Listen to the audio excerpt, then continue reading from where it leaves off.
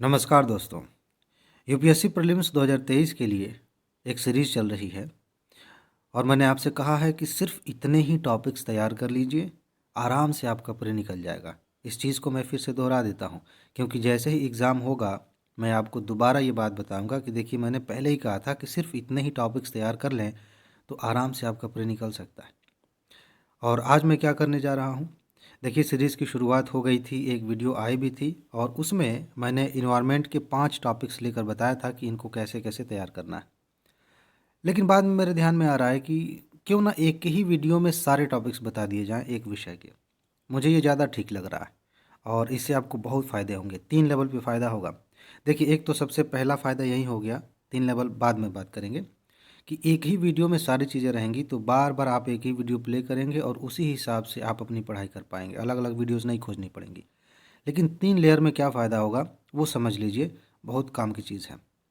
सबसे पहला फ़ायदा ये होगा कि जब आप पहली बार इस वीडियो को देखेंगे और इससे आप अपनी नोट, अपनी किताब को पढ़ने जाएंगे इसके ज़रिए, तो आपके लिए यह एक टार्च के जैसे, अंधेरे में टार्च होता है ना, सामान खोजने में आसानी होती है, वैसे काम करेगा कि इस टॉपिक को कैसे देखना है, कहाँ पे चीज़ें छिपी हुई हैं, कहाँ पे हमें देखना है, पढ़ना है, कैसे पढ़ना है, ये सारी चीज़ें आपको पहली बार में समझ में आएंगी। दूसरे लेयर में ये फ़ायदा होगा कि आपने अपनी नोट पढ़ ली है, अपनी किताबें पढ़ ली हैं, इसके बाद भी वीडियो को देख रहे हैं तो रिवीजन में मदद मिलेगी। आप जब रिवाइज़ कर रहे होंगे तो कई बार ऐसा होता है कि पढ़ लेते हैं, रिवाइज़ करने जाते हैं तो हम सिर्फ उन्हीं चीज़ों पर ध्यान देते हैं जो हमें पसंद आती हैं, जो हमारे लिए आसान होती हैं। कुछ टेक्निकल बातें हो सकती हैं, कुछ कंसेप्चुअल या फैक्चुअल चीज़ें हो सकती हैं जो हमें पसंद नहीं है या जिन पे हमारा ध्यान नहीं गया है, तो रिवीजन में भी उन पर ध्यान नहीं जाता है। ये वीडियो बार बार आपको याद दिलाएगी कि इस टॉपिक में ये बातें हैं, यहाँ यहाँ से प्रश्न आते हैं या आ सकते हैं। तो ये दूसरे लेयर में आपको फ़ायदा मिलेगा।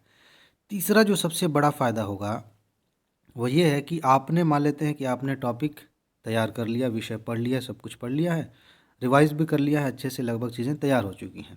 उसके बाद जब आप इस वीडियो को देखेंगे तो आपने कोई किताब नहीं खोली, कोई कॉपी नहीं खोली, आप आँख बंद करके बैठ जाइए, लेट जाइए, टहलने निकल जाइए, सिर्फ़ आप मेरी आवाज़ सुनेंगे, मैं टॉपिक का नाम लूँगा, बताऊँगा कि टॉपिक में ये चीज़ें आपको पढ़नी है, सारी चीज़ें अपने आप देखेंगे कि दिमाग में गूंज रही हैं, रिवीजन चल रहा है।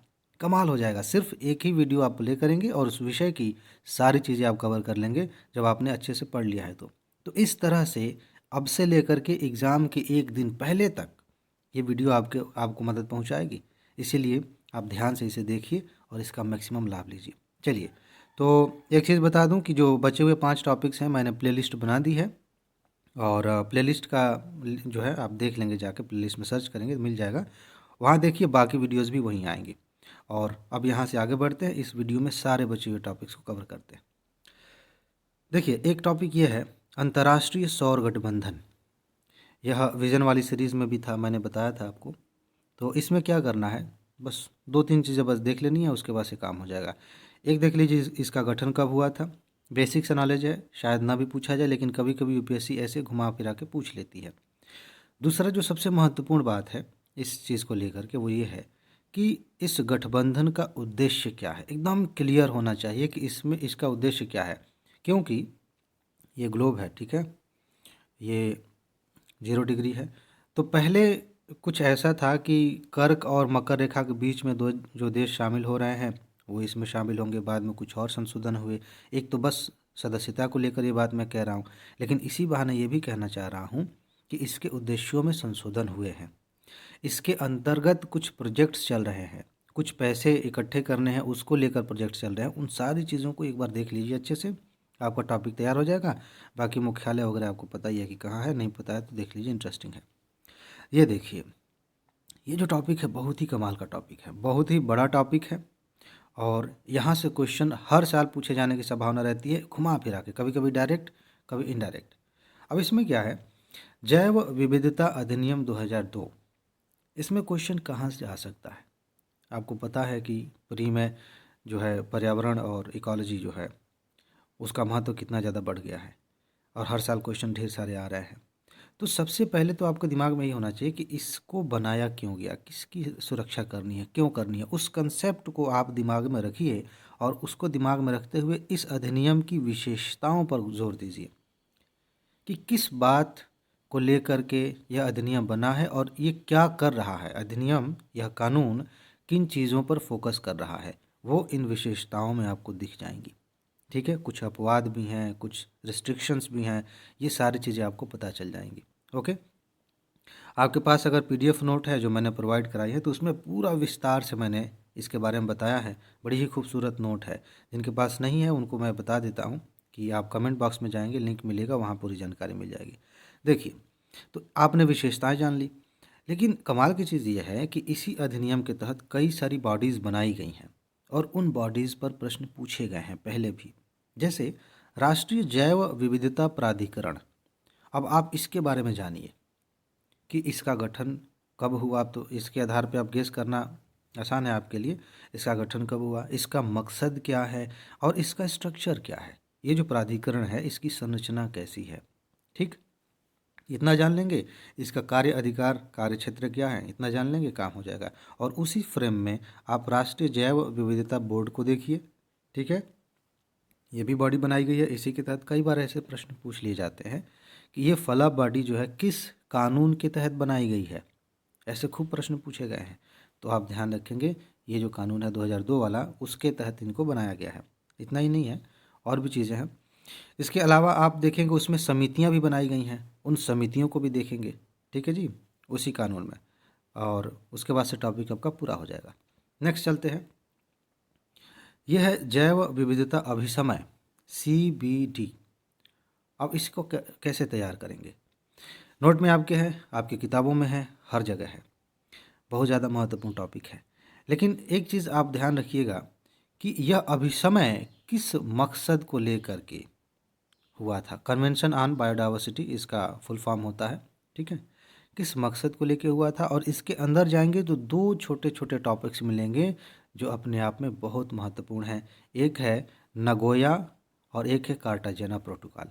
इन प्रोटोकॉलों को आप अच्छे से पढ़ लीजिए, ध्यान से समझ लीजिए कि किन मकसदों से इन प्रोटोकॉल्स को लाया गया है। इतना जान लेंगे, बेसिक उद्देश्य, आपका काम चल जाएगा। क्योंकि क्या है ना, कई बार ऐसे आ जाता है, जैसे मान लीजिए पूछ लिया गया कि नगोया नगोया प्रोटोकॉल किससे संबंधित है, हमें पता ही नहीं है। एक लाइन में जवाब था लेकिन पता ही नहीं है, तो वो कठिन हो गया। तो ये चीज़ आप ध्यान रखेंगे।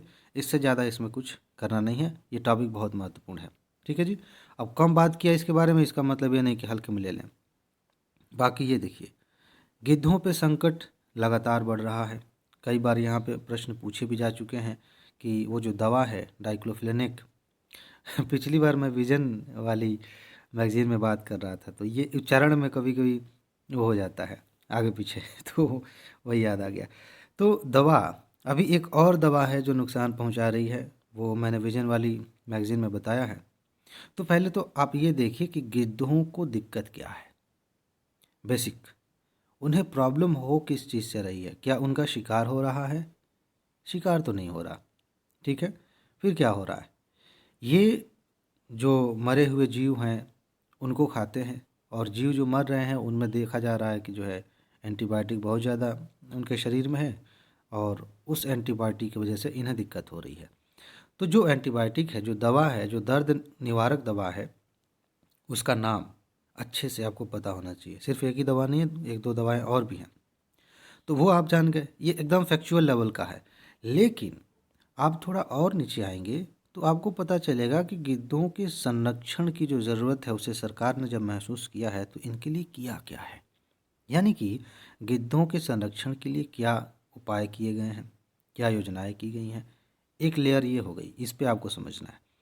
लेकिन इससे नीचे एक और लेयर बनती है और वो आपको कंसेप्चुअल क्वेश्चंस की ओर लेके जाएगी। वो ये है कि पर्यावरण और पारिस्थितिकी के लिहाज से गिद्धों की भूमिका क्या है, उनका योगदान क्या है। उस चीज़ को पकड़ के एक कंसेप्चुअल क्वेश्चन, खूबसूरत क्वेश्चन बनाया जा सकता है। आपको ये भी समझना होगा। हालांकि ये कॉमन सेंस की बात है, थोड़ा बहुत आप पढ़ेंगे किसी भी जीव के बारे में तो आप आसानी से गेस कर लेंगे कि ये इनका महत्व है। अगला जो टॉपिक है, नामदफा राष्ट्रीय उद्यान है। इस राष्ट्रीय उद्यान से पहले भी कई बार क्वेश्चंस पूछे गए हैं, घुमा फिरा के क्वेश्चन पूछे गए हैं, डिस्क्रिप्शन दे के क्वेश्चन पूछा गया है, और वन लाइनर क्वेश्चन पूछा गया है। यूपीएससी की ही बात कर रहा हूँ, पीसीएस वगैरह में तो पूछा ही जाता है। आपको क्या करना है, 2-3 चीज़ें बस देख लेनी है। पहली बात ये कि यह नेशनल पार्क किस राज्य में है, पहली बात, ठीक है। दूसरी बात आप ये देख लीजिए कि इस नेशनल पार्क का जो वातावरण है, वहाँ की जलवायु है, वहाँ की स्थलाकृतियाँ हैं, वो किस तरह की हैं, क्योंकि इन्हीं सब चीज़ों से तय हो जाता है कि वहाँ किस तरह के जीव रहेंगे, ठीक है। और बाकी 1-2 जीव जो फेमस हैं इस नेशनल पार्क के लिए, उन्हें आप देख लीजिए, आपका काम हो जाएगा, ठीक है। इसे आप पढ़िएगा स्पेसिफिक होके, नहीं तो अलग से तो मैंने वैसे भी आपको दिया है, लिस्ट दिया है नेशनल पार्क्स, टाइगर रिजर्व्स, वो पूरा याद करना ही है। लेकिन जिनको विशेष रूप से मैं कह रहा हूँ देखने के लिए, वो वाकई विशेष हैं। चलिए, एक और बड़ा टॉपिक है वन्य जीव संरक्षण अधिनियम। ये भी बड़ा ही कमाल का अधिनियम है। जब मैं किसी जीव के बारे में बात करता हूँ, जैसे मान लीजिए बाघ है या फिर गैंडा है, हाथी है, तो हम बात करते हैं कि आईयूसीएन में क्या स्थिति है संरक्षण की। उसी तरह से वन्य जीव संरक्षण अधिनियम में भी अनुसूचियां हैं, और अनुसूची 1 में अगर किसी जीव को रख दिया जाता है तो उसके शिकार पर प्रतिबंध है। अगर कोई शिकार करता हुआ पकड़ा गया तो उसे कठोर सजा दी जाती है। लेकिन सिर्फ एक ही अनुसूची तो है नहीं, 6 अनुसूचियां हैं। सबसे पहले आपको यही जानना है कि पहली, दूसरी, तीसरी, चौथी, पाँचवीं, छठवीं में क्या क्या बातें कही गई हैं इस अधिनियम के तहत, ठीक है। बाकी वन्य जीव संरक्षण अधिनियम है तो जाहिर सी बात है, इसका मकसद यहीं पे क्लियर हो जाता है कि वन्य जीवों की संरक्षा करना है, उनको बचाना है। इसके तहत, इस अधिनियम के तहत कौन कौन सी बॉडीज़ बनाई गई हैं उन्हें भी आप देखेंगे, ठीक है, और उन्हें अच्छे से तैयार करेंगे। जैसे कि अभी हमने 2002 वाला देखा, क्लियर हो जाएगा, उससे ज़्यादा कुछ नहीं है। बाकी यहाँ पे थोड़ा सा आपको इतना समझ लेना है कि Clyde bank declaration, Clyde bank घोषणा क्या है, बस इतना ही। इसका जवाब आपके पास है तो मस्त, कंसेप्चुअल क्वेश्चन आए चाहे फैक्चुअल क्वेश्चन आए, आप आराम से उसको हल कर लेंगे, ठीक है जी। तो क्लाइड बैंक घोषणा आप देखिए क्या है और क्यों ये चर्चा में आया, इसमें कौन सी बात कही गई है, इतना जान लेंगे आपका काम हो जाएगा। इसके बाद से एक महत्वपूर्ण टॉपिक है शैलो वाटर माइनिंग। अब सीधा सीधा आपसे पूछ लीजिए कि शैलो वाटर माइनिंग क्या होती है, क्या जवाब देंगे? जब पढ़े रहेंगे तो आपको 1 सेकंड में समझ में आ जाएगा कि शैलो वाटर माइनिंग क्या होती है, और सीधा सीधा आप इसी के आधार पे आगे पीछे गेस भी कर सकते हैं कि इसका प्रभाव क्या होता है, अगर इससे कोई नुकसान है तो क्या है, इससे कोई फ़ायदा है तो क्या है, ठीक है ना। क्योंकि वो दोनों भी एक पक्ष है जहाँ से प्रश्न बनते हैं, ठीक। तो आप इसी रूप में इस टॉपिक को लीजिए। देखिए, टॉपिक अपने आप में कठिन या आसान नहीं होता, हमें ये देखना होता है कि उसमें से चाहिए क्या, किस चीज़ को हम पकड़ लें, कौन सी जड़ है जिसको पकड़ लें तो फिर काम हो जाएगा। बाकी कहीं से घुमा फिरा के क्वेश्चन आए कोई फ़र्क नहीं पड़ता। तो उस कोर को मैं बता रहा हूँ कि बस ये जान गए तो बाकी आप नहीं भी जानेंगे तो काम चल जाएगा, ठीक है जी। अब देखिए, यह एक टॉपिक है आईयूसीएन रेड लिस्ट। एक चीज़ ध्यान रखिएगा, मैंने तो नोट दिया ही दिया है, और अलग अलग जगहों पे जहाँ भी जीवों की बात आई है, चाहे वो घड़ियाल हो, हाथी हो, चीता हो, और भी जीव आए हैं चर्चा में, तो वहाँ मैंने बताया है कि रेड लिस्ट में उनको कहाँ पे रखा गया। ग्रेट इंडियन बस्टर्ड की बात हुई थी या फिर डॉल्फिन की बात हुई थी। आपको क्या करना है, अगर आपके पास नोट नहीं है या नोट है भी तो भी आप एक छोटा सा एक लिस्ट ऐसे बना लीजिएगा, ठीक है। और उसमें क्या करिएगा कि आईयूसीएन की रेड लिस्ट में 4, स्पेशली 4, एक तो क्रिटिकली इंडेंजर्ड, एक इंडेंजर्ड, ठीक है, और एक वल्नरेबल। चलिए 3 3 का ही बना लीजिए कि यहाँ पे मान लेते हैं कि क्रिटिकली इंडेंजर्ड। अब इसमें जो फेमस फेमस हैं उनको यहाँ पे लिख लीजिए, ठीक है, जो स्पेशली भारत में जो चर्चा में रहते हैं उन्हें लिख लीजिए कि आईयूसीएन की क्रिटिकली इंडेंजर्ड वाली कैटेगरी में कौन से जीव चर्चा में है, उनको एक जगह लिख लिया, वल्नरेबल को एक जगह, इंडेंजर्ड को एक जगह। इससे आप काफ़ी हद तक एक क्वेश्चन के लिए तैयार हैं, ज़्यादा सोचना नहीं पड़ेगा। अगर इधर उधर बिखरा रहेगा तो हो सकता है कि एग्ज़ाम के टाइम भूल जाए, और इस तरह के क्वेश्चंस आते हैं, तो उसी को ध्यान में रखते हुए इसे बनाया गया है। बाकी आईयूसीएन के बारे में आपको बेसिक जानकारी होनी चाहिए, ठीक है जी। ये आपकी किताब में मिल जाएगा, नोट में भी मिल जाएगा। आगे बढ़ते हैं। अटल भूजल योजना में आपको क्या देखना है, महत्वपूर्ण योजना है। आप देख रहे हैं कि हमारे देश में भूजल जो है नीचे जा रहा है, उसका लेवल नीचे जा रहा है, और कई राज्यों में यह दर बहुत तेज़ है, बहुत समस्या हो गई है। तो उसी को ठीक करने के लिए, उससे निपटने के लिए इस योजना की शुरुआत की गई है। अब आप इसमें देखिए कि कहाँ कहाँ से प्रश्न आ सकता है। पहला क्वेश्चन यही आ सकता है कि कितने राज्यों में यह सीरीज चल रही है, सॉरी यह योजना चल रही है। सीरीज तो यही चैनल पे चल रही है, ISPCS मास्टर पे। एक क्वेश्चन ये, क्योंकि अगर लाइन ये दे दी गई कि पूरे देश में चल रही है तो गलत हो जाएगा, आपको याद करना पड़ेगा वो। दूसरी बात यह है कि इस योजना में क्या किसी और संस्था का योगदान है, कोई विदेशी संस्था हेल्प कर रही है, जैसे विश्व बैंक, IMF, ऐसे इस तरह से महत्वपूर्ण है, ऐसे क्वेश्चंस आ जाते हैं। ये दो बातें। साथ ही साथ जो स्थानीय लोग हैं, जो समुदाय हैं स्थानीय, उनकी भूमिका को कैसे इसमें शामिल किया गया है। बस 3 बातें आपने जान ली, आपका काम हो गया। भूजल योजना है तो आपको वैसे ही पता है कि ये भूमि की जल से संबंधित बात है। अगला टॉपिक देखिए, वायु गुणवत्ता सूचकांक। अब वायु गुणवत्ता सूचकांक में आपको क्या देखना है, हर साल जारी होता है, तो फिलहाल आप ये देखिए कि इसे जारी कौन करता है। ठीक, पहली बात। दूसरी बात यह है कि कौन कौन से पैरामीटर्स हैं, यानी कि किन किन तत्वों को या किन किन गैसों को जो है हम कंसीडर करते हैं वायु की गुणवत्ता चेक करने के लिए। ये 2 चीज़ें आप जान गए, इससे ज़्यादा कुछ नहीं जानना है इस सूचकांक के बारे में। ठीक है, अब इस साल सूचकांक आया है, क्या स्थिति रही है, उस तरह से क्वेश्चन बहुत कम आते हैं। लेकिन इसी के बहाने आप केंद्रीय प्रदूषण नियंत्रण बोर्ड के बारे में, CPCB के बारे में जानेंगे। बहुत महत्वपूर्ण है। सबसे इंटरेस्टिंग बात आपको ये जाननी है और सबसे ज़्यादा इम्पॉर्टेंट भी है कि इस बोर्ड को किस कानून के तहत बनाया गया था। ठीक है ना, किसका। अब मान लीजिए कह दे कि UPSC कह दे यह एक संवैधानिक संस्था है, तो गलत हो जाएगा। संवैधानिक संस्था नहीं, इसे कानून बनाकर बनाया गया है।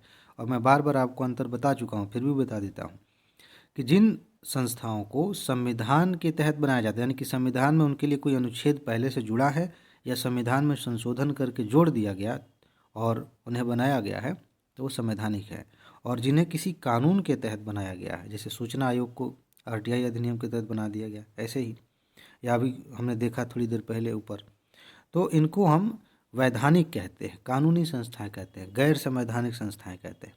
ठीक है, तो ये देख लीजिए किस कानून के तहत बनाया है। तीसरी बात, मंत्रालय तो गेस करना आसान है, फिर भी एक बार देख लीजिएगा। और चौथी बात, इसका उद्देश्य क्या है, क्योंकि 2018 में, मेरे ख्याल से 2018 में इस तरह से क्वेश्चन आया था कि इसका काम क्या है। क्या होता है ना, UPSC 2 संस्थाओं को ले लेती है, उनका काम लिख देती है कि ये फला संस्था ये काम करती है, फला संस्था ये काम करती है। अब जब हमें पता ही नहीं है तो या तो हम छोड़ेंगे या फिर गलती करेंगे। तो उसी तरह का कुछ इसमें था। ठीक है ना, तो इस पर पहले भी क्वेश्चंस आते रहे हैं, आगे भी आ सकते हैं। इसके काम को अच्छे से समझ लीजिएगा। ठीक है, प्रदूषण नियंत्रण, इसको केंद्र में रखेंगे, मामला समझ में आ जाएगा। आगे बढ़िए। ड्यूगोंग के बारे में मैंने बात की है, इस पर वीडियो भी बनाया है। आपको सिर्फ इतना जानना है कि ड्यूगोंग कहाँ पाई जाती है, ड्यूगोंग के संरक्षण के लिए IUCN में कौन सी लिस्ट में डाला गया है, और भारत की सरकार ने क्या किया है। तमिलनाडु की सरकार ने भी एक प्लान बनाया था, उसको भी आप देख लीजिए। ठीक है, और बस इसकी विशेषताओं के बारे में, इसकी जो व्यक्तिगत विशेषताएं हैं एक जीव के तौर पर, उसे थोड़ा बहुत आप जान जाएंगे, आपका काम हो जाएगा। 2 बार कम से कम UPSC ने तो पूछा ही है इस पर। ठीक है ना, इंपॉर्टेंट जीव है, प्रश्न पूछा जाता है यहाँ से। अगला देखिए, Montreal protocol most important, Kigali समझौता उससे भी ज़्यादा इम्पॉर्टेंट। अगर आपसे पूछ लिया जाए किगाली संशोधन किससे संबंधित है, और 2 ऑप्शन हो, ओजोन परत और मॉन्ट्रियल प्रोटोकॉल, तो उसके बीच में हो सकता है कि दोनों ऑप्शन सही हो सकता है कि एक ही सही हो। ये कैसे जानेंगे, कई लोगों को तो ये नहीं पता है कि सही में इससे जुड़ा हुआ है कि नहीं। तो आपको एक एक करके अच्छे से समझना है कि ये दोनों किससे संबंधित है और किस रूप में संबंधित है। ध्यान दीजिएगा, मैं विशेष रूप से कह रहा हूँ किस रूप में, क्योंकि मॉन्ट्रियल प्रोटोकॉल खास तौर पर ओजोन संरक्षण के लिए आया था। ठीक है, किगाली संशोधन एक बहुत ही खूबसूरत एंगल पे आके मिलता है, वहाँ मैंने वीडियो में भी बताया कि देखिए इन दोनों में ये बेसिक अंतर है, लेकिन मकसद एक ही है। ठीक है ना, तो इन दोनों का अंतर आपको समझना पड़ेगा। ठीक है ना, और बस हो गया। मॉन्ट्रियल प्रोटोकॉल कब आया था इसे ध्यान रखिएगा। किगाली संशोधन हाल फिलहाल में ही आया था, हाल फिलहाल मतलब 2020 में नहीं 2016 के आसपास आया था। ठीक है, तो ये टाइमलाइन आपको पता रहेगी और इनका मकसद पता रहेगा, काम हो जाएगा, ज़्यादा कुछ नहीं करना। बांध सुरक्षा के बारे में आपको जानना चाहिए। बांधों को लेकर के बड़ी चिंताएं हमारे यहाँ 7,000 या 5,000 से ज़्यादा बांध ऐसे हैं जो 100 साल से ज़्यादा पुराने हो चुके हैं। और आपको पता होना चाहिए कि जब एक बांध टूटता है, बांध समझ रहे हैं ना, जैसे नदी बह रही है, उसी के किनारे हमने ऐसे कुछ करके यहाँ पानी इकट्ठा कर दिया, या नॉर्मली कहीं झील जैसा बना देते हैं, वहाँ इकट्ठा कर दिया, और वहाँ से ज़्यादातर ऐसे बांधों का जो मकसद होता है वो वहाँ से बिजली उत्पन्न करना होता है और साथ ही साथ पीने के पानी की व्यवस्था करना होता है। तो जब ये बांध टूटता है तो आसपास के क्षेत्रों में बाढ़ आती है, खेतों को नुकसान होता है, जीव जंतु भी मरते हैं, लोगों को भी जो है कई बार अपने जान से हाथ धोना पड़ता है। तो ये सारी समस्याएं होती हैं, और साथ ही साथ जो पानी की सुविधा थी वो तो नष्ट हो ही गई ना, तो वो अलग समस्या होती है। तो बांधों को लेकर चिंता चलती रहती है। सरकार ने इसके लिए एक योजना चलाई है, उसका नाम है ड्रिप। ठीक है, इसका फुल फॉर्म आप देख लीजिएगा। तो ड्रिप योजना क्या है, इसमें किसका सहयोग लिया जा रहा है, इसकी विशेषता क्या है, इसे आप अच्छे से देखेंगे, आपका काम हो जाएगा। ठीक है, इसके बाद आगे बढ़िए। हाथी के बारे में मैंने खूब डिटेल में बात किया है, हाथियों से क्वेश्चंस आते रहते हैं। आपको क्या देखना है, एक चीज़ इस बार अगर प्रश्न आया तो सबसे पहले मैं बता देता हूँ कि अफ्रीकन हाथी, ठीक है, और एशियन हाथी, इन दोनों के बीच में तुलना कर लीजिएगा। ठीक है, क्योंकि इन दोनों में कुछ बेसिक अंतर हैं, हाइट को लेकर के और कुछ चीज़ें और भी हैं, उनको लेकर अंतर है, वहाँ से तुलना करना बहुत ज़रूरी है। और साथ ही साथ जब तुलना कर रहे हैं तो IUCN की रेड लिस्ट में कौन किस कैटेगरी में है, एक ही कैटेगरी में नहीं है, अफ्रीकन और एशियन हाथी, तो उनको अलग अलग करके समझ लीजिएगा। बाकी जो बेसिक बातें हैं, भारत में हाथी कहाँ कहाँ पाए जाते हैं और किस राज्य में सबसे ज़्यादा हाथी पाए जाते हैं, उसे भी आप देख लेंगे। ठीक है, हाथी की क्या खासियत होती है, एक जीव के तौर पर क्या विशेषता होती है, इस पर क्वेश्चन आया था 2020 में हाथी को लेके, तो उस नज़रिए से भी एक बार देख लीजिए, आपका काम हो जाएगा। चलिए आगे बढ़ते हैं। बाघ और ग्लोबल टाइगर फोरम, इसको थोड़ा सा ध्यान से समझ लीजिएगा। बाघ को एक बार, जैसे मैंने हाथी के बारे में बताया ना, ठीक उसी आधार पे बाघ को एक बार पढ़ लीजिए कि इसकी क्या विशेषता है, संरक्षण की क्या व्यवस्था की गई है, भारत का जो कानून है उसके तहत क्या संरक्षण है, और भारत में टाइगर रिजर्व्स जो हैं, इसी बहाने मैं आपको बता दूं टाइगर रिजर्व्स कहाँ कहाँ हैं, एक लिस्ट आपके पास होनी चाहिए, आप याद कर लीजिए, नहीं तो फिर दिक्कत होती है। टाइगर रिजर्व पे तो सीधे सीधे प्रश्न आ जाते हैं कई बार। अभी हाल ही फिलहाल में 2-3 साल के अंदर ये क्वेश्चन आया था, आपने देखा होगा, जिसमें श्रीशैलम के बारे में पूछ लिया था। सिर्फ सिंपल सा क्वेश्चन था, सबसे बड़ा टाइगर रिजर्व शब्द नहीं इस्तेमाल किया गया था, हिंदी में कुछ ऐसे था, बाघ संरक्षित क्षेत्र, इस टाइप का कुछ करके था, इंग्लिश में तो वही होगा ना। तो इस तरह से क्वेश्चन भी आ जाते हैं, सीधा से सिंपल, कई बार मिलान करने के लिए मैप में दिखाने के लिए पूछ लिया जाता है कि टाइगर रिजर्व्स जो है उनको पूरब से पश्चिम, उत्तर से दक्षिण के हिसाब से अरेंज किया गया है, बताइए कौन सा सही है। कैसे जानेंगे, आप लिस्ट अच्छे से तैयार कर लीजिए, उन्हें याद कर लीजिए, वहाँ से क्वेश्चन आ सकता है। बाकी ग्लोबल टाइगर फोरम के बारे में आप ये जानिए कि इसकी स्थापना कब हुई थी, क्यों हुई थी, ये तो आपको पता ही है। इसका उद्देश्य थोड़ा सा और समझ लेंगे, इसकी कुछ एक्टिविटीज़ जो करंट में चल रही हैं उतना जान लेंगे, काम हो जाएगा। अब आइए यहाँ पर, वन अधिकार अधिनियम 2006, ये क्या है। बेसिकली यह पर्यावरण का भी टॉपिक है और आप इसे सोसाइटी का भी टॉपिक कह सकते हैं। जो वनों में रहने वाले लोग हैं उनको अधिकार देने की बात की गई है, क्योंकि वन संरक्षण के नाम पर, जीवों के संरक्षण के नाम पर ऐसा भी हो रहा था कि इन पे बहुत सारे प्रतिबंध लगा दिए गए थे, फिर वो जिएंगे खाएंगे कैसे, जो जंगलों में ही रहते हैं उन्हीं पर निर्भर हैं। तो अधिकार दिए गए, अब वो अधिकार क्या हैं, बहुत स्पेसिफिक होकर के आपको जानना पड़ेगा कि क्या अधिकार दिए गए हैं, उनकी क्या मतलब सीमाएं हैं। और जो स्थानीय पंचायत आप कह सकते हैं, स्थानीय समुदाय कह सकते हैं, वहाँ पर शक्तियों के बंटवारे को लेकर क्या व्यवस्था की गई है, जो अधिकारी हैं उन्हें क्या शक्ति दी गई है, जो पंचायत है उन्हें क्या शक्ति दी गई है। इस तरह से आपको ये अधिनियम तैयार करना है, बहुत महत्वपूर्ण है, यहाँ से क्वेश्चन आ सकता है। चलिए आगे बढ़ते हैं। सकल पर्यावरण उत्पाद, सिर्फ इस कंसेप्ट को ही आप समझ लेंगे कि सकल पर्यावरण उत्पाद क्या होता है, आपका क्वेश्चन तैयार हो जाएगा। बस इतना ही, इसके आगे पीछे कुछ नहीं पढ़ना, क्योंकि इस तरह के टॉपिक से क्वेश्चन सीधा ही आता है कि इस टर्म का क्या मतलब है। आपने जान लिया, आप सही उत्तर पे पहुंच जाएंगे। इसके बाद से हीट वेव। देखिए अभी विज़न वाली मैगज़ीन में मैंने आपको बताया था, शायद अभी वो वीडियो आई है कि बस मैंने नोट किया है बताने के लिए, लेकिन ध्यान में है कि एक समुद्री हीट वेव के नाम से भी एक टॉपिक है, उसे भी आपको तैयार करना है। वो तो आप देख लेंगे, विज़न वाली देखेंगे तो समझ में आ जाएगा। फिलहाल यहाँ देखिए हीट वेव क्या है और हीट वेव कैसे उत्पन्न होता है, ये चीज़ें आप देख लीजिए।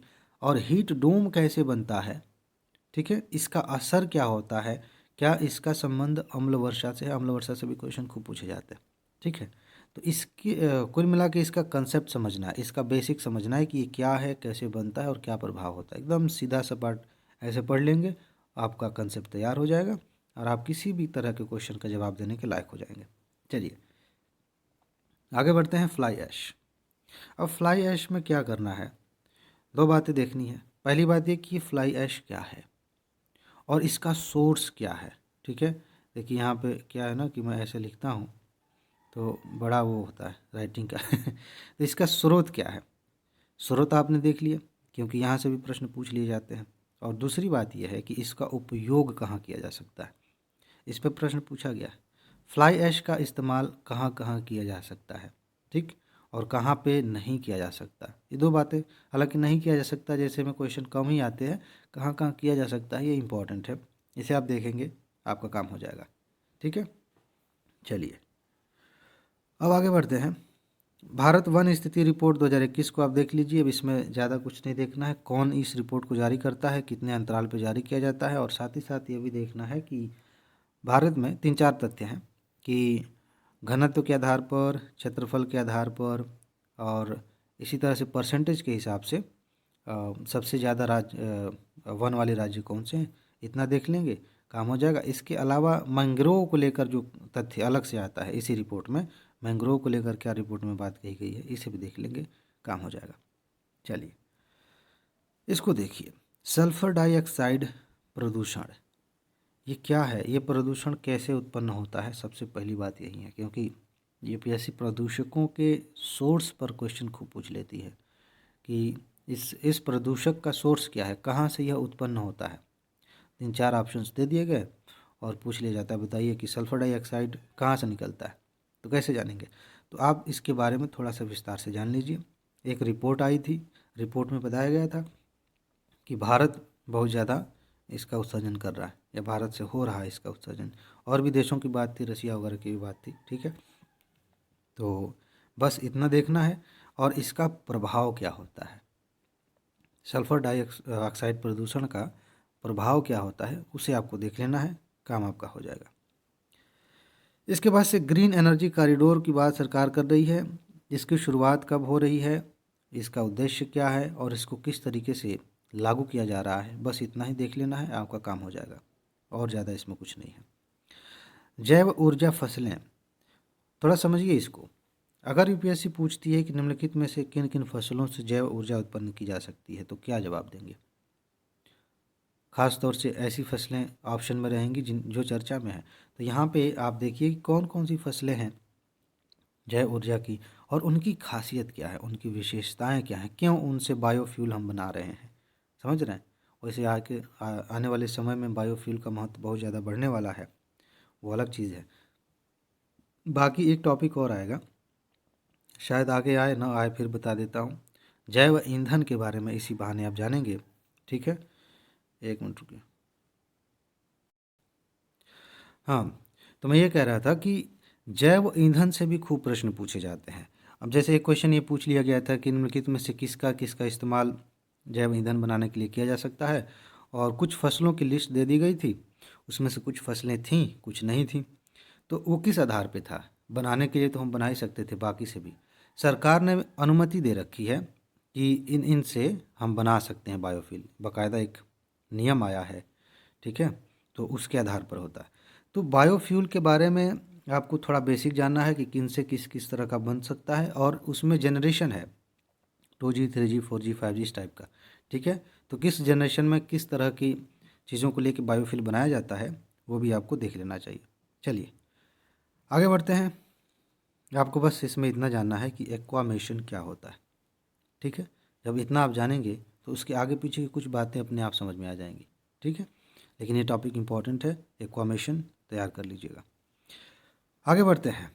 जल प्रदूषण महत्वपूर्ण है, बहुत ही ज़्यादा महत्वपूर्ण है, लेकिन ध्यान कहाँ देना है? जल प्रदूषण पे तो पूरा एक चैप्टर आपको मिल जाएगा।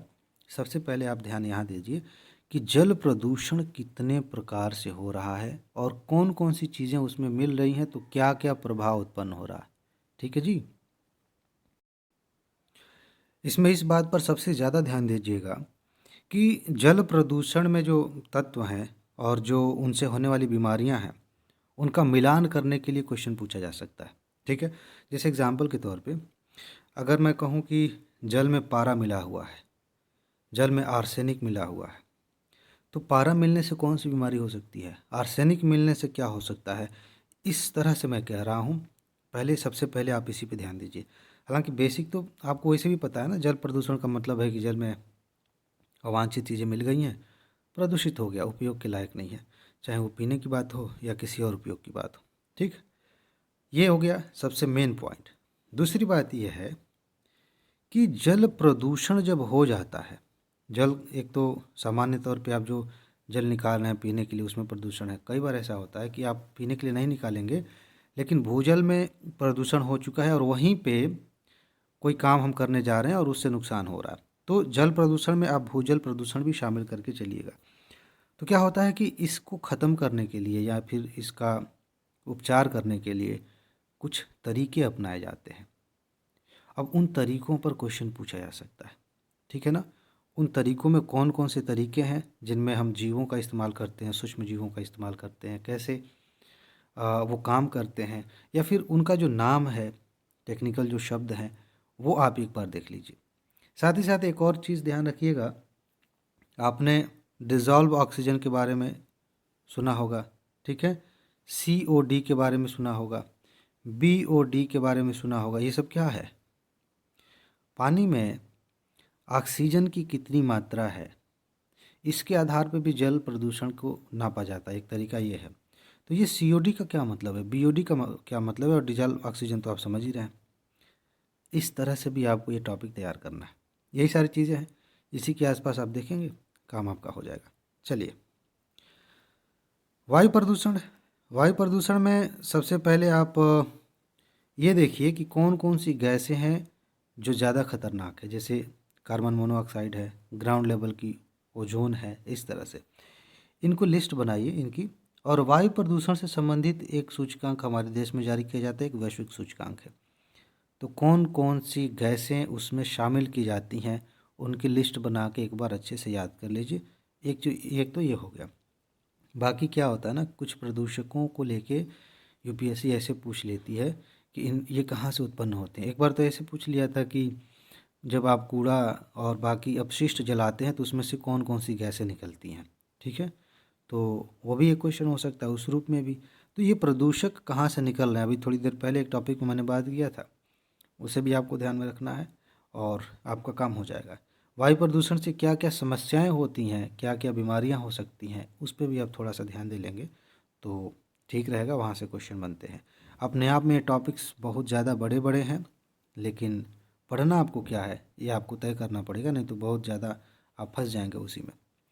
ध्वनि प्रदूषण में ज़्यादा कुछ नहीं देखना है। ध्वनि प्रदूषण का असर क्या होता है मानव जीवन पर और बाकी जीवों पर, साथ ही साथ ध्वनि प्रदूषण को नापने के लिए क्या व्यवस्था की गई है, और अलग अलग जगहों पे ध्यान दीजिएगा, अलग अलग जगहों पे ध्वनि प्रदूषण के लिए लिमिट बनाई गई, यानी कि इससे ज़्यादा होगा, इससे ज़्यादा आवाज़ होगी तो उसे ध्वनि प्रदूषण माना जाएगा। उस लिमिट को आप याद कर लीजिए। एक छोटा सा चार्ट है, 4-5 बातें हैं छोटी छोटी, तो उन्हें आप याद कर लेंगे, आपका काम हो जाएगा। चलिए, ये देखिए, अगर मैं आपसे पूछूं कि क्लाउड सीडिंग क्या होती है, या UPSC कहे कि क्लाउड सीडिंग के बारे में निम्नलिखित कथनों पर विचार कीजिए। 4 कथन दे दिए गए और आपको यही नहीं पता है कि क्लाउड सीडिंग क्या होती है, तो कैसे आप जवाब देंगे? इसका बेसिक समझिए कि क्लाउड सीडिंग कहते किसे हैं। दूसरी बात यह कि ये होता कैसे है, बस उसके बाद से अपने आप प्रभाव ही वही आसपास पढ़ लेंगे। इतना ही पढ़ना है, इससे ज़्यादा नहीं पढ़ना है। ठीक है, लेकिन ये टॉपिक छोड़ना भी नहीं है, इस टॉपिक को अच्छे से तैयार करिए, क्वेश्चन यहाँ से आ सकता है। भारत में रामसर स्थल अपने आप में बहुत बड़ा टॉपिक है। लेकिन उतना भी बड़ा नहीं है जितना आपने ये सुनने के बाद महसूस किया होगा। देखिए इसमें क्या करना है। सबसे पहले आप रामसर के बारे में थोड़ा सा जान लीजिए कि रामसर कन्वेंशन क्या था, तो उसका मकसद क्या है, क्योंकि इस पर पहले मेरे ख्याल से 2 या 3 बार प्रश्न पूछे जा चुके हैं घुमा फिरा के रामसर स्थलों पे। तो रामसर के बारे में आपको थोड़ा सा बेसिक पता होना चाहिए, क्योंकि एक क्वेश्चन में ऐसे लाइन थी कि ये रामसर कन्वेंशन की सारी बातें भारत को मानना एक तरह से बाध्यता है, मानना ही पड़ता है। तो ये सारी चीज़ें आपको पता होनी चाहिए, ठीक है। इसके अलावा आपने बेसिक जान लिया, आप एक लिस्ट बनाइए। ध्यान दीजिएगा, अभी हाल ही में पूछा गया था 21 या 22 के प्री में रामसर स्थलों से क्वेश्चन आया था, ठीक है। और आगे भी आ सकता है क्योंकि इसके पहले भी आया था। और एक चीज़ मैंने बताया ही आपको कि जो रामसर स्थल है ये कहीं हवा में नहीं है, या तो ये कहीं आप देखें किसी झील में है तो झील महत्वपूर्ण हो गई, कोई किसी नेशनल पार्क, किसी टाइगर रिजर्व में भी रामसर स्थल हो सकते हैं, ठीक ठीक है ना। रामसर स्थल का मतलब समझ रहे हैं ना, बेसिक सा है जी, दलदल वगैरह जैसा कुछ है, पानी वानी वहाँ पे लगा रहता है और वहाँ पे एक तरह से कहें संक्रमण जोन जैसा है कि स्थल वाले जीव भी आसपास रह रहे हैं, पानी वाले भी रह रहे हैं, इसका महत्व है, यही सब है, इसी को रामसर में शामिल किया जाता है। तो ज़्यादा बहुत वो नहीं है ना, इसे घबराना नहीं। तो ये करिए कि लिस्ट बना लीजिए, और लिस्ट कैसे, राज्य के हिसाब से कि उत्तर प्रदेश में इतने रामसर स्थल हैं, यूएस होता है, ठीक है, और उसके बाद से पंजाब में इतने रामसर स्थल हैं, ऐसे करके बना लेंगे, याद कर लेंगे, काम हो जाएगा, बस इतना ही। इसके बाद चलिए, पर्यावरण प्रभाव आकलन पे क्वेश्चन आए हैं, आगे भी आ सकता है। सबसे पहली बात यह है कि कंसेप्चुअल क्वेश्चन आपसे पूछा जाए कि पर्यावरण प्रभाव आकलन में कौन कौन सी बातें शामिल की जाती हैं या इसका अर्थ क्या है, तो आप क्या बताएंगे, ये आपको अच्छे से क्लियर होना चाहिए। इसके बाद एक लेयर और है कि पर्यावरण प्रभाव आकलन की शुरुआत कब हुई, ठीक है, इसके लिए कौन कौन से कानून बनाए गए हैं और हाल फिलहाल में क्या संशोधन किया गया है। इतना आप जान लेंगे तो आपका काम हो जाएगा, और मेरे ख्याल से इतना ही जानना मेंस के लिए भी पर्याप्त है, उससे ज़्यादा नहीं, ठीक है। हालांकि इसमें जो चुनौतियां हैं, जो प्रभाव हैं, वो मेंस के लिए थोड़ा एक्स्ट्रा हो जाता है, वो आप पढ़ेंगे। बाकी यहाँ से भी क्वेश्चंस आते हैं। पर्यावरण संरक्षण अधिनियम 1986, अब इसमें क्या करना है कि आपको पहले तो इसका मकसद जानना है, और दूसरा मतलब मकसद में ही आप देखेंगे क्या क्या एम रखा गया है, कौन कौन सी चीज़ें, एक एक पॉइंट करके आप देख लेंगे। और दूसरी बात यह है कि इसके तहत कौन सी संस्था, कौन सी बॉडी बनाई गई है, उसे आप देख लेंगे, उसके बारे में थोड़ा सा जान लेंगे, उसका मकसद जान लेंगे, काम हो जाएगा बस। आगे बढ़ते हैं। स्टॉकहोम के 50 साल हुए हैं, बहुत ज़्यादा महत्वपूर्ण है। स्टॉकहोम कन्वेंशन के बारे में आपको बेसिक शुरू से लेके जानना पड़ेगा कि क्यों हुआ था, क्या हुआ था उसमें, क्या उसका परिणाम रहा, कौन सी बातें आउटपुट के रूप में आई, ये आपको स्टॉकहोम कन्वेंशन के बारे में जानना है, बहुत ज़्यादा इम्पोर्टेंट है। तो इसी रूप में आप देखेंगे। फिर से बता दूं, कन्वेंशन कब हुआ, पहली बात, ठीक है, उसमें उद्देश्य क्या रखा गया था, दूसरी बात, और फाइनली उसका आउटपुट क्या निकला, तीसरी बात, कौन सी घोषणा आई, कौन सी व्यवस्था की गई भविष्य के लिए, ये सारी चीज़ें आपको जाननी पड़ेगी, ठीक है, काम हो जाएगा। आगे देखिए, इको सेंसिटिव जोन पर सर्वोच्च न्यायालय का फैसला, ये टॉपिक था टॉप 500 में, आपको जानना है ये कि इको सेंसिटिव जोन क्या, हालांकि फैसले पे भी देखना पड़ेगा कि इसमें क्या सुप्रीम कोर्ट ने कहा था। तो इको सेंसिटिव जोन क्या होते हैं, इको सेंसिटिव जोन की घोषणा कौन करता है, ध्यान दीजिएगा एक एक शब्द पे, शब्द नहीं पूरी लाइन है, और इको सेंसिटिव जोन किस कानून के तहत घोषित किए जाते हैं। ये 3 सवालों के जवाब आपके पास होने चाहिए। बाकी सुप्रीम कोर्ट ने क्या कहा वो एक बार देख लेंगे, काम हो जाएगा। चलिए, फिशिंग कैट, फिशिंग कैट कहाँ पाई जाती है, ठीक है, और इसकी क्या विशेषता है, ये 2 बातें आप जान गए। इसके अलावा इसके संरक्षण की क्या व्यवस्था की गई भारत में, और आईयूसीएन के लिए, आईयूसीएन ने कैसे देखा है इसको, किस कैटेगरी में रखा है, उसे आप देख लेंगे, काम हो जाएगा। चलिए, ये बायोमास को फायरिंग क्या होती है, सिंपल सीधा सा आपको ये जानना है कि बायोमास को फायरिंग का क्या मतलब है, और उसके आगे बढ़ के ये जान जाइए कि इसका महत्व क्या है, इसके फ़ायदे क्या है, बस इतना ही जान जाएंगे, आपका काम हो जाएगा। इसमें इससे ज़्यादा कुछ जानने वाली बात है भी नहीं, ठीक है ना। थोड़ी सी बात जान सकते हैं कि क्या इससे कोई थोड़ी बहुत चिंता की बात है क्या, ताकि आप ये ना देखें कि बस फ़ायदा ही फ़ायदा है, तो वो भी आप देख लीजिएगा। एक रिपोर्ट आई थी, state of the world's forest, तो ये वैश्विक स्तर पर रिपोर्ट जारी की जाती है। इसमें आपको ये जानना है कि किसके द्वारा रिपोर्ट जारी की गई, दुनिया में वनों के बारे में जो मोटे मोटे आंकड़े हैं वो देख लेना है, और भारत के बारे में क्या निष्कर्ष निकला ये देख लेना है। बस इतना ही हो जाएगा। आपदा अनुकूलन अवसंरचना पर अंतर्राष्ट्रीय सम्मेलन, अंतर्राष्ट्रीय गठबंधन भी आप कह सकते हैं इसको, इसकी शुरुआत कब हुई, भारत का इसमें क्या योगदान है इसे शुरू करने में, और तीसरी बात कि इस सम्मेलन, ये जो आपदा अनुकूलन अवसंरचना वाला है, इसका मकसद क्या है, इसमें क्या मकसद रखा गया, क्या उद्देश्य रखा गया, बस इतना जान लेंगे और टॉपिक तैयार हो जाएगा। आगे देखिए, ऊपरी और गहन पारिस्थितिकीवाद, ये भी विजन वाले में था, ठीक है, कि ये पारिस्थितिकीवाद क्या है, सबसे पहले आप इसे देखिए, ठीक है, और इसमें भी सैलो और डीप ये क्यों शब्द इस्तेमाल किया गया, ऊपरी और गहन, इसे देख लीजिए, थोड़ा सा बेसिक समझ लीजिए, काम हो जाएगा, उससे ज़्यादा नहीं जानना है। अच्छा, मैं आपसे पूछूं ब्लू ब्लॉब क्या होता है, ये बस ऐसे ही इतना ही, ब्लू ब्लॉब क्या है। यूपीएससी ऐसे क्वेश्चन पूछती है कि शब्द दे दिया, कोई टेक्निकल शब्द दे दिया, और बताइए अब उसमें से कौन सा ऑप्शन सही है, किसके बारे में बात कही जा रही है। जैसे पिछली बार क्यूबिट्स के बारे में पूछ लिया था, ठीक है ना। तो ब्लू ब्लॉब थोड़ा सा जान लीजिए, काम हो जाएगा आपका। नाइट्रोजन की उपलब्धता में असंतुलन, आप देखिए इसमें क्या है, आपको नाइट्रोजन के बारे में ही जानना है कि नाइट्रोजन का सोर्स क्या है, ठीक है, प्राकृतिक स्रोत और बाकी जो फंक्शनल आप देखेंगे कि कहाँ कहाँ से उत्पन्न हो रहा है और भी चीज़ें, तो आप स्रोत देखिए। ये असंतुलन का क्या मतलब है, क्यों कहा जा रहा है, इसे थोड़ा सा समझ लीजिए। और सबसे ज़्यादा इम्पॉर्टेंट, आप इसी बहाने नाइट्रोजन चक्र के बारे में जानिए, नाइट्रोजन साइकिल के बारे में, वहाँ से क्वेश्चन पूछा जा सकता है। तो उतना अगर आपने जान लिया, आपका काम हो गया, ठीक है। जैवमंडल आरक्षित क्षेत्र, बायोस्फीयर रिजर्व, ठीक है, और इसके अलावा मेरे ख्याल से और भी चीज़ें होंगी, नेशनल पार्क, इसके अलावा एक और होना चाहिए वाइल्ड लाइफ सेंचुरी, और इसके अलावा टाइगर रिजर्व। ये टॉपिक्स, इनकी लिस्ट बेसिकली मैंने यहाँ पे दिया है, इनकी लिस्ट। अब बायोस्फीयर रिजर्व जो सबसे पहले था, उसमें क्या है ना, एक यूनेस्को का कार्यक्रम चलता है जिसको हम मैंड एंड वाइल्ड लाइफ ऐसे कुछ कहते हैं, मैब, MAB।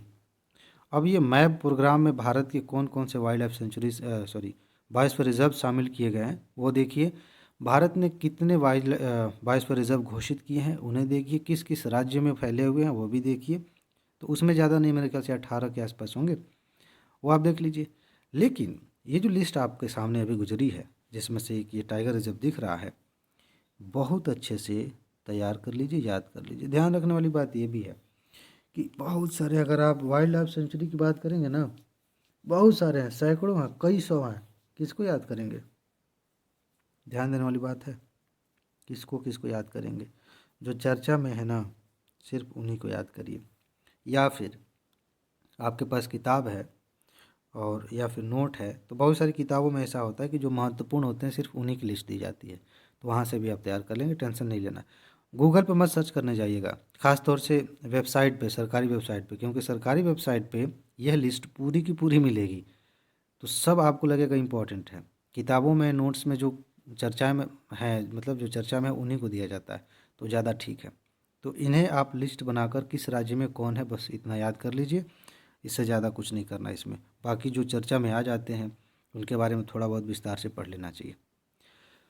आगे देखिए, हाथी रिजर्व, हाँ एलिफेंट रिजर्व भी आपको देखना है, भारत में कहाँ कहाँ एलिफेंट रिजर्व है। और साथ ही साथ एक चीज़ और देख लीजिएगा, माइक स्थल क्या है।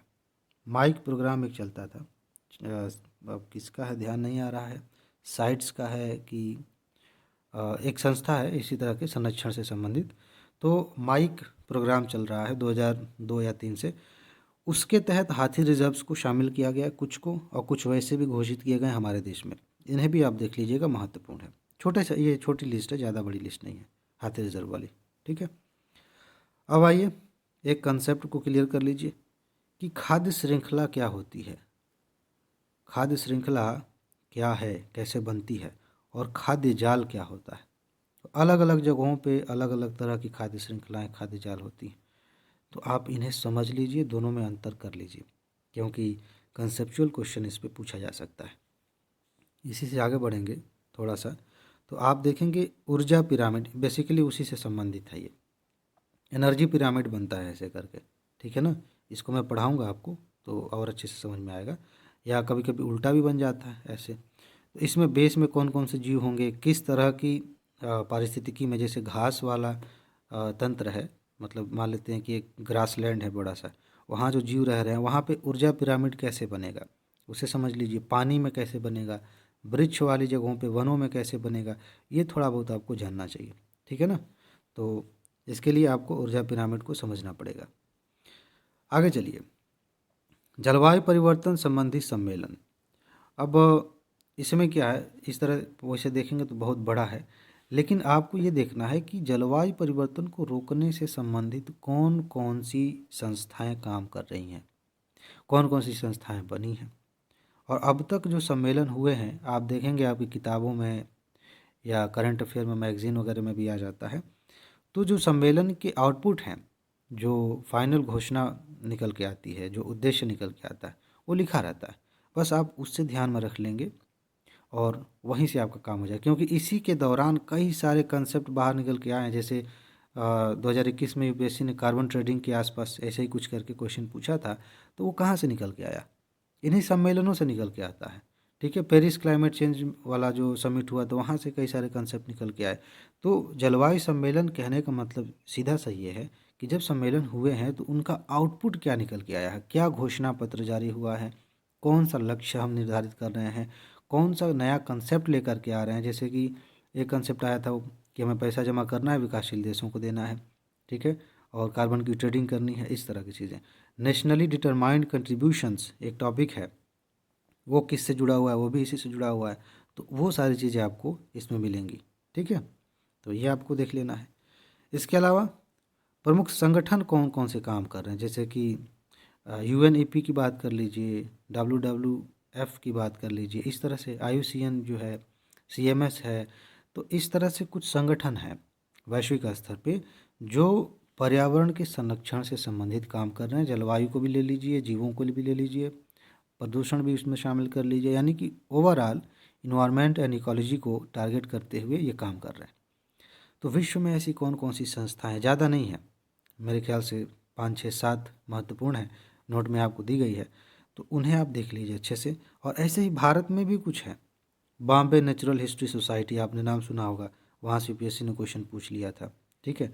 और भी संस्थाएं हैं, कुछ सरकारी हैं, सरकार ने बनाया, जैसे अभी हमने सीपीसीबी की बात की थी, है ना, ऊपर गया। तो इनको आप देख लीजिए, यहाँ से क्वेश्चन खूब पूछे जाते हैं। और बहुत सारे लोग सही नहीं कर पाते क्योंकि वो लोग पता नहीं, पढ़ते ही नहीं शायद, इधर ध्यान ही नहीं जाता। तो आप इसे देख लेंगे, आपका काम हो जाएगा। इसकी इसकी एक लिस्ट बना लीजिएगा। जैसे मान लीजिए मैं आपको बता रहा हूँ, आपने यहाँ पे नाम लिख दिया संस्था का, इसकी स्थापना कब हुई, मंत्रालय कौन सा है, इसका उद्देश्य क्या है, ख़त्म। इतना ही जान लीजिए, हो गया। या अगर इसने कोई प्रोग्राम चलाया है तो उसको लिख लीजिए। तो ऐसे शॉर्ट नोट बना लेंगे, ये आपका काम हो जाएगा। बाकी विश्व का भी वैसे ही कुछ कर लीजिएगा। मंत्रालय तो उसमें लिखेंगे नहीं, बाकी सेम रहेगा। हाँ, इसकी बात मैं कर रहा था ऊपर, जैव ईंधन की। तो बातें तो काफ़ी हो चुकी हैं, मैंने बता दिया है कि जैव ईंधन को आपको कैसे देखना है, कैसे तैयार करना है। तो अभी इसको छोड़ते हैं, लेकिन है इम्पॉर्टेंट, ऊपर बात हो चुकी है। तो बस इसमें इतना ही है। और नीचे थोड़ा थोड़ा आप देख रहे होंगे, साइंस एंड टेक्नोलॉजी इसी में है। तो उसका जब नंबर आएगा तब हम उसे रिकॉर्ड करेंगे और आपको बताएंगे कि कौन कौन से टॉपिक्स महत्वपूर्ण हैं। फ़िलहाल इसमें ध्यान से समझिए, पढ़ने के लिए इन्वायरमेंट एंड इकोलॉजी में बहुत सारी बातें हैं, ढेर सारी बातें हैं, बहुत मोटी मोटी किताबें हैं, लेकिन आपको एग्ज़ाम क्वालिफाई करना है। और फिर से मैं एक हिसाब किताब बता देता हूँ। सी सेट तो आपको क्वालिफाई करना है, 33% लेके आना है। जीएस का जो पहला पेपर है उसमें 100 क्वेश्चंस होंगे, ये रहे 100 प्रश्न, ठीक, 100 प्रश्न है। 100 में से अगर आपने माइनस, मान लेते हैं कि आपने 70 75 80 क्वेश्चंस अटैम्प्ट किए हैं, माइनस वगैरह करते करते आप 50 आ गए। 50 में थोड़ा सेफ चलता हूँ, मुझे अच्छे से पता है कि कट ऑफ कई सालों से, 4 5 सालों से 50 से नीचे 48 49 ऐसे जा रहा है, वो भी कैटेगरी वाइज और नीचे जाएगा, लेकिन 50 थोड़ा सेफ चलते हैं, ठीक है। तो अगर आपने 50% ही कर लिया माइनस करने के बाद, तो आप 1000% श्योर हो जाइए कि आपका सिलेक्शन हो गया प्री में, ठीक है। अब आप मेंस लिखने जा रहे हैं। 100 में से 50 क्वेश्चंस करने हैं, और आपको इन 100 में से अगर आपने 99 कर लिया तो कोई विशेष फ़ायदा नहीं मिलने वाला, कोई ऐसी चीज़ नहीं मिलने वाली कि आपको मेडल मिल जाएगा कि अरे इन्होंने तो 99 क्वेश्चन सही किए थे, कुछ नहीं मिलने वाला। हम क्या करते हैं गलती कि हम इसको टारगेट बनाते हैं कि हम 100 में 100 सही करेंगे। ऐसा नहीं है कि हम टारगेट मन में हमारे ऐसा लगता है कि कहीं कुछ छूट तो नहीं रहा है, इसका मतलब है कि हम अंदर अंदर वो कर रहे हैं। अगर मैं आपसे कहूँ कि आप 100 में 100 का टारगेट बना रहे हैं, आप सीधे कहते हैं क्या बकवास कर रहे हैं सर, ऐसा नहीं है, हम तो बस क्वालिफाई करना चाहते हैं। आप सही कह रहे हैं, लेकिन वो जो मानसिकता है कि यार कहीं कुछ छूट न जाए, कहीं वहाँ से क्वेश्चन आ गया तो वो क्यों है? वो इस बात का सूचक है कि कहीं न कहीं आप कुछ भी छोड़ना नहीं चाहते, और कुछ भी छोड़ना नहीं चाहते इसका मतलब है कि आप सब कुछ पढ़ना चाहते हैं, और सब कुछ पढ़ना चाहते हैं का मतलब है कि जो किताबों में है, मैगज़ीन में, जब तक सब पढ़ नहीं लेंगे तब तक संतुष्टि नहीं मिलेगी। और इसीलिए हम पढ़ाई में ही फँसे रह जाते हैं, स्मार्ट तरीके से उन चीज़ों को नहीं फोकस में ला पाते जहाँ से सही में क्वेश्चन आते हैं। आपका जो मकसद है वो सिर्फ इतना होना चाहिए कि भाई चलो मैक्सिमम 80 अटेम्प्ट करेंगे, 20 क्वेश्चन तो छोड़ना ही है, 10 क्वेश्चन तो छोड़ना ही है, उसमें छोड़ दो, उसको बात ही नहीं करते हम।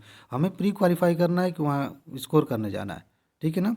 इससे आप काफ़ी रिलैक्स हो जाते हैं। ये बात मैं इसलिए कह रहा हूँ, तभी आप ढीठ हो पाएंगे इस मामले में कि हाँ भाई हम छोड़ रहे हैं, 4-5 क्वेश्चन 10 क्वेश्चन छोड़ देंगे, हमें छोड़ना ही, हम छोड़ने के लिए जा रहे हैं, उससे हमारे सिलेक्शन पे कोई असर नहीं पड़ेगा। तब आप रिलैक्स हो पाएंगे। और ये सोचना बहुत ज़रूरी है ताकि आप अच्छे से उन चीज़ों पर फोकस कर सकें जहाँ से बार बार प्रश्न आ रहे हैं, ठीक है ना? और जो सीरीज़ चल रही है मैं आपको दिखाऊंगा कि 50 से ज़्यादा क्वेश्चंस तो यहीं से आ जाएंगे, इसी सीरीज़ से आ जाएंगे, उससे ज़्यादा आ जाएंगे। तो आप इन चीज़ों को ईमानदारी से, इत्मीनान से तैयार करिए। बहुत सारी बातें मैं बता रहा हूँ टॉपिक के बारे में, हो सकता है कि उसको पढ़ते पढ़ते आपको एहसास हो कि सर ने बताया था कि इस टॉपिक में ये पढ़ लेना, ये पढ़ लेना, ये पढ़ लेना, मुझे तो लग रहा है कि इस टॉपिक में ये भी इम्पोर्टेंट है। टॉपिक सेम है, तो आप हो सकता है कि यहीं से क्वेश्चन आ जाए, लेकिन टॉपिक जो मैं दे रहा हूँ, मेरे ख्याल से, मेरा खुद का अनुभव है, इससे ज़्यादा टॉपिक्स की ज़रूरत नहीं है आराम से प्रे निकालने के लिए। अगर आप इन टॉपिक्स को तैयार कर लेते हैं अच्छे से, आपके पास समय है, तो शौक़ से पढ़िए और चीज़ें पढ़िए। लेकिन इनको इग्नोर करके अगर सोचे कोई कि प्री की तैयारी हो जाएगी, तो मुझे लगता है कि उन्हें अभी अपनी नादानी से बाहर निकलने की ज़रूरत है। ठीक है जी? तो फ़िलहाल इसमें इतना ही है। एक-एक करके बाकी विषयों को हम कवर कर लेंगे बहुत जल्दी, और आप इनको अच्छे से तैयार भी कर लेंगे, सिलेक्शन भी आपका हो जाएगा। तो इसमें बस इतना ही। अपना ख़्याल रखिए, खुश रहिए, मस्त रहिए, मुस्कुराते रहिए, जल्दी से सफल होइए और ज़िंदगी को एंजॉय करिए।